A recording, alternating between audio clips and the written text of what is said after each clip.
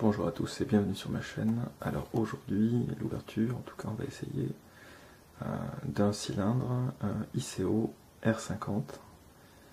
ICO R50, donc on est sur un cylindre ici avec 11 colonnes de goupilles, 6 colonnes de goupilles dans la partie basse donc qui entravent la rotation du rotor et 5 colonnes de goupilles supplémentaires dans la partie supérieure. On a également 3 goupilles latérales, on va le voir sur la clé, 3 goupilles latérales de contrôle.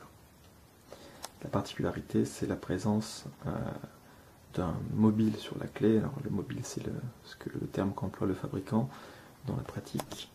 Voici la bête, voici la clé. On est sur du radial. 3 goupilles de contrôle sur le côté, et ce que vous apercevez ici, c'est, voilà, on voit que la clé a un relief de part et d'autre, et ça c'est donc une petite protubérance sur la clé qui va nous servir à placer une goupille particulière qu'on va devoir remonter très profondément dans le rotor. Au niveau des outils que je compte utiliser, donc là on est sur un pic de chez Super Tools, un entraîneur en Z de chez Brocage et un entraîneur en L. Alors pourquoi 2 entraîneurs? Et bien on va voir tout de suite, c'est lié à la force des pistons.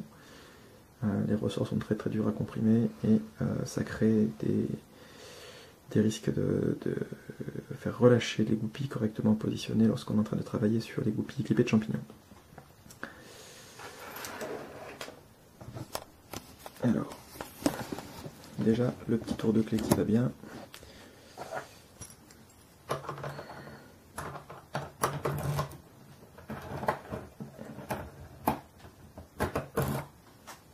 Voilà.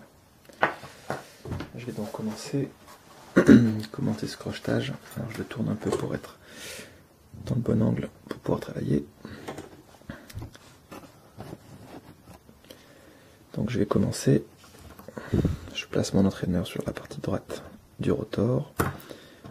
Je vais utiliser le côté le plus large de l'entraîneur. Voilà. Et puis, voilà, l'entraîneur est positionné. Je le maintiens. Et puis donc je vais commencer à travailler avec le pic pour aller positionner les goupilles qui se retrouvent sur la partie, donc qui sont légèrement excentrées sur la gauche de l'entrée de clé. Là je sens que la deuxième coince un peu.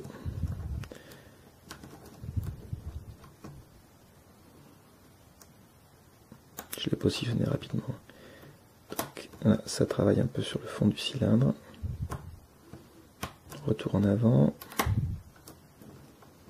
Donc, je précise qu'il s'est passé à peu près 2 semaines depuis ma dernière ouverture sur ce cylindre, donc je considère que je ne maîtrise pas la combinaison. Voilà, je vais placer la première. Voilà, c'était la troisième qui me faisait défaut.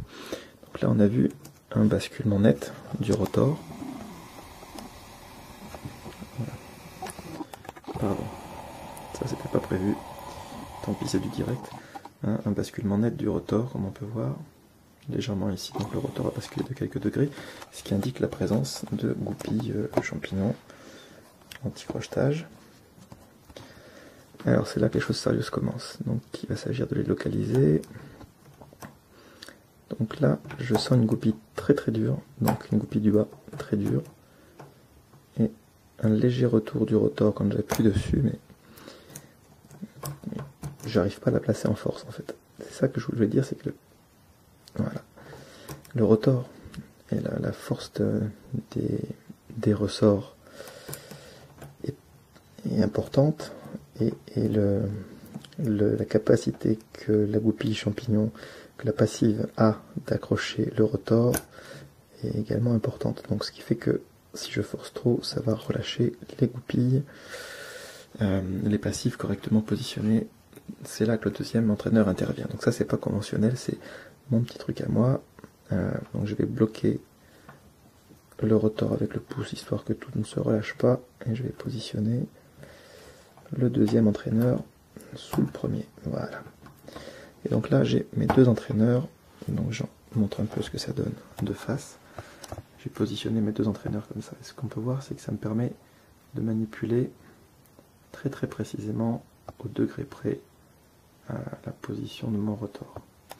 Et je vais m'en servir de ce deuxième entraîneur pour guider le positionnement de la goupille, des goupilles anti-crochetage, pour guider en fait le retour du rotor.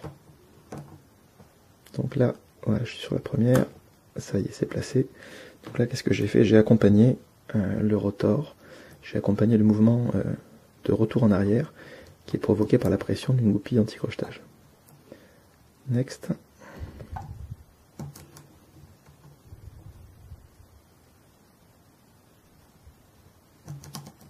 Alors là, j'en vois pas d'autres qui bloquent.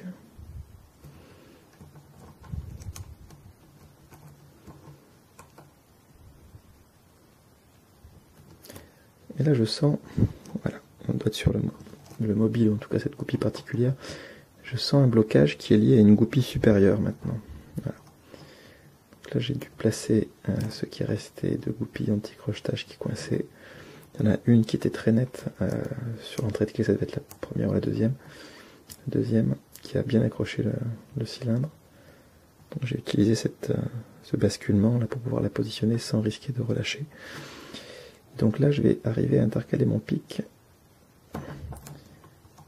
J'ai deux goupilles qui coincent. En fait, ce qui se passe, c'est que j'ai la goupille, je pense que ça doit être la troisième, la goupille numéro 3, qui est positionnée, mais qui est très, très haute, et qui vient en buter contre la goupille supérieure, qui, elle, est dure.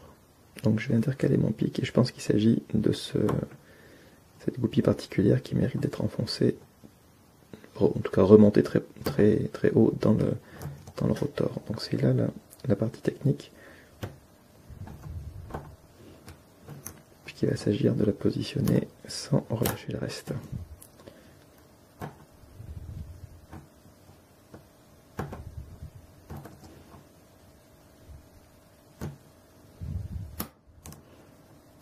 Raté. Et voilà.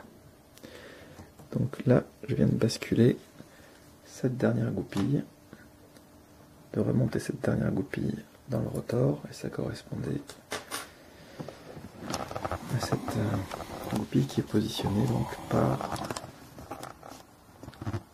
le mobile de la clé. Donc là, on est, voilà, le rotor bascule.